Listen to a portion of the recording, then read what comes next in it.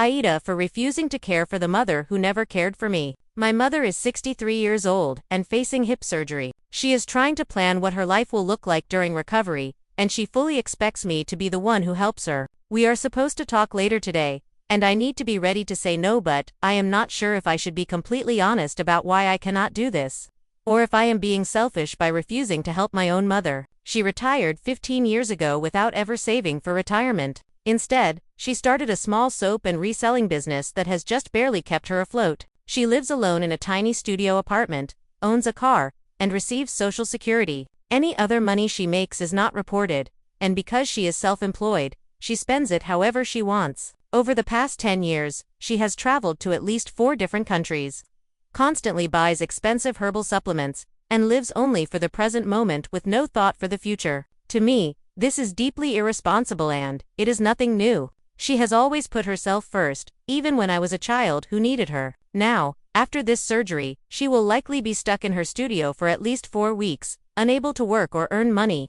If I do not go to care for her, she will probably be completely alone. She has a habit of cutting people out of her life over the smallest disagreements, so she does not have many friends nearby. Right now, our relationship is pretty good, but only because I live far away and have worked hard to forgive her for the neglect I experienced growing up. That forgiveness was for my own peace of mind, not because she ever took responsibility. My sibling has gone no contact with her for the exact same reasons. I truly believe she made her choices, and now she must face the consequences. When we talk later, I know she will ask me to come stay with her. I do not want to do it. She was selfish and neglectful when I needed her most. She only did the bare minimum for me during my teenage years and was not even there until I turned 18. Part of me wants to tell her all of this directly and make it clear that she has never owned up to her actions or planned for her future, because she was too busy living for herself. At the same time, I do feel some sense of duty toward the woman who gave me life, especially knowing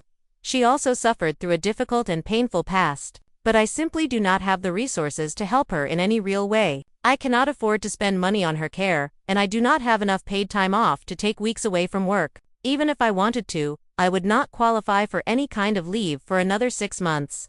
And I would not get paid if I took unpaid time off. So I am asking, am I the awful one for holding her accountable for the situation she created? Am I wrong for choosing to protect my own well-being and future over stepping into a caretaker role for someone who never did the same for me? I recently cared for my dog, whom I loved more than words can say.